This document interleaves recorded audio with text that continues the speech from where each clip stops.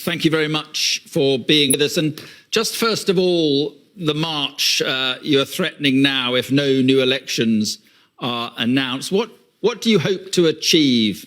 Well, Mark, what every Democrat hopes to achieve from a peaceful protest. What I hope to achieve is to show the whole of the country that the people of this country want one thing: elections. They do not want a foreign-imposed government where members of our party were bought by $1 million each, who was offered to them to switch sides, and then the government was removed. And so therefore we feel that rather than someone else imposing a government on our country, let the people of this country decide whoever they want to lead them.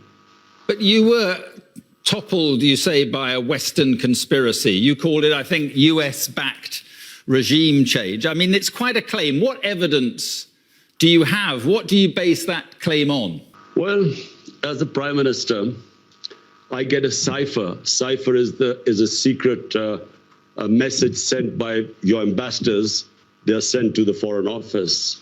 It's like in WikiLeaks. You know, WikiLeaks was when they broke the code, so the secret messages were relayed to the public. So I get a cipher from my ambassador in the US, and it's an official meeting he has with this American undersecretary or whatever, Donald Lu. And me as the Prime Minister, I'm reading this cipher, and it says that unless you remove your Prime Minister through this vote of no confidence, which hadn't been tabled as yet, there will be consequences for Pakistan. And if you remove him, all will be forgiven. Now, this is what me as a Prime Minister reading this cipher. And I am the chief executive. Who was he asking to have me removed? So the next day, after this meeting, official meeting with note takers, with minutes between our ambassador in Washington and this American official, Donald Lu, next day, the no confidence motion is tabled in our National Assembly. And then members of our party, which I told you were offered these huge sums to switch sides, they start leaving our party. Our allies leave our party. And just to remind you that at this time, in the last 2 years, Pakistan's growth rate was 5.6% last year. This time was 6%. It is one of the highest growth rates in Pakistan's history. Right. Our industry was booming, exports record, remittances record, tax collection record. We cope with the coronavirus. We are considered one of the 5 top countries which saved the people and our economy and our poor people from the virus. So there was no reason for the government suddenly to be removed, because since we've been removed, by the way, the economy has gone in a tailspin. The US completely deny this, and you say that the US wanted you out because of your foreign policy, which was increasingly anti-Western and clearly favouring China and Russia. Do you regret the ties with Russia, specifically given what's happened in Ukraine? Mark, in that cipher, Donald Lu is asking our ambassador that the Prime Minister, Imran Khan, was solely responsible for his decision to tour Russia. Now, the ambassador kept trying to explain to him that this was a tour which was planned long way back, long way before Ukraine.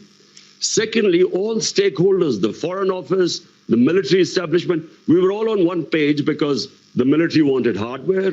We wanted to buy gas because we got depleting gas reserves. We wanted to, and this was 6 years ago, this contract was being negotiated.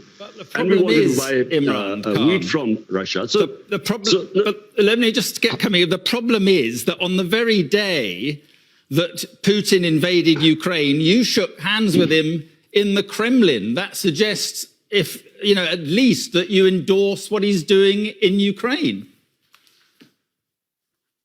Mark, how the hell was I supposed to know the day I landed in Moscow, Putin was going to go into Ukraine. But you didn't need to go ahead with the meeting. Even then, from my statement as Moscow was, I have never believed in military solutions. So never did I endorse that.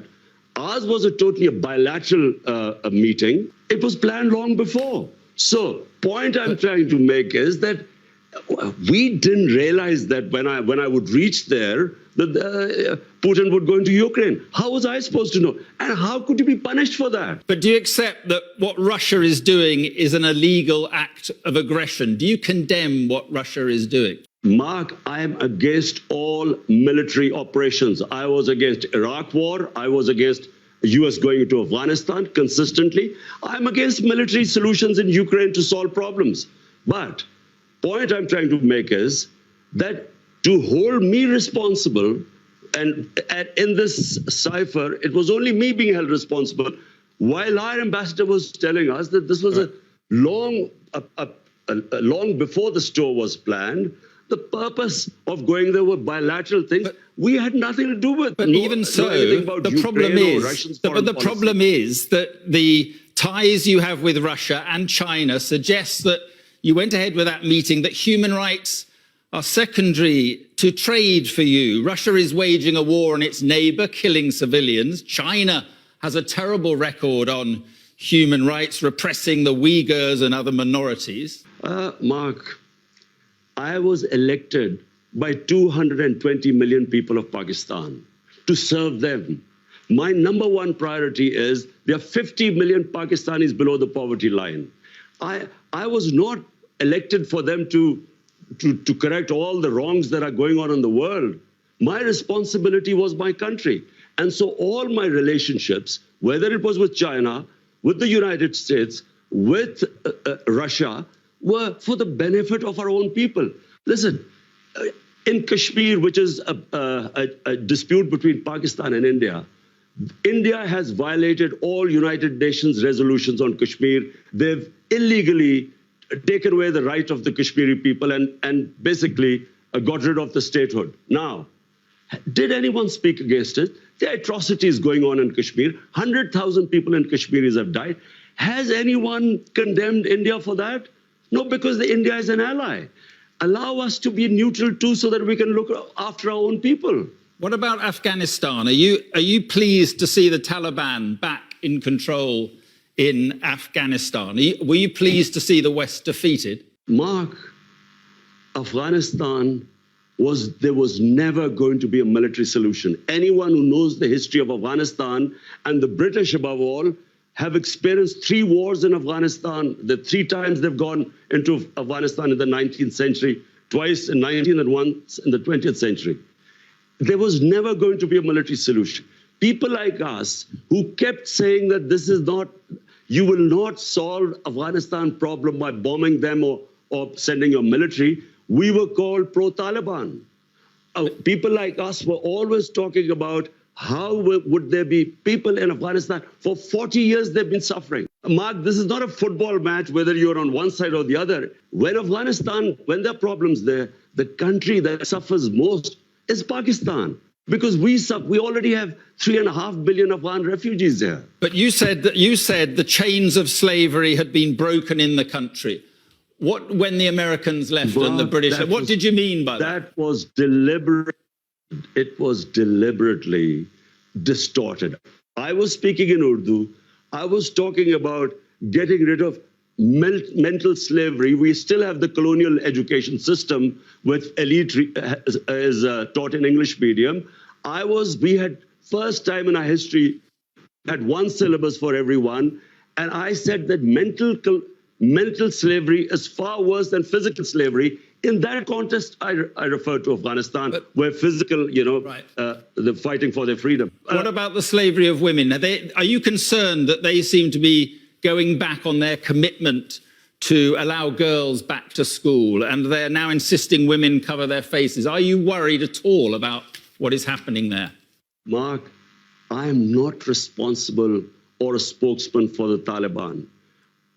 If there was any other solution, after 20 years of war, well, There should have been. You should have found some solution. But Pakistan has supported the Taliban.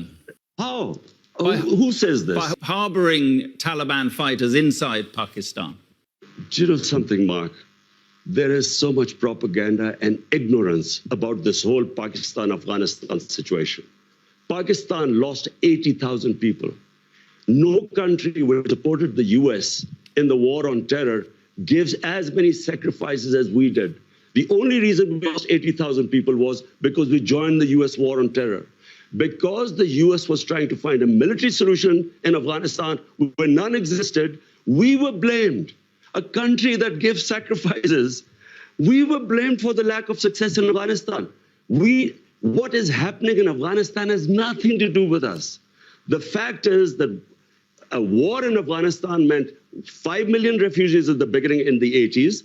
We have 3.5 million refugees. We had what were the Pakistan Taliban who were fighting against our state. We still have terrorism as a result of participating in the US war. For Pakistan to be blamed, there are 3.5 million refugees. Mark, how do you stop? How do we know who would go across and be with the Taliban? How? Right. So Pakistan fenced, first time we fenced our border. There was open border before.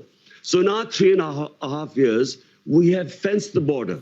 But please do not blame Pakistan. Pakistan is the collateral damage of Afghanistan. Okay. Just finally, on the elections you want, do you think that people power, you're talking about 2 million people, do you honestly think that people power can take you back to power? I'm not showing the 2 million people coming out in Islamabad so I would get back into power.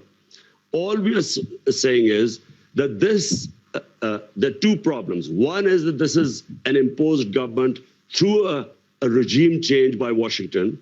Number two, they're criminals. 60% of the cabinet is on bail.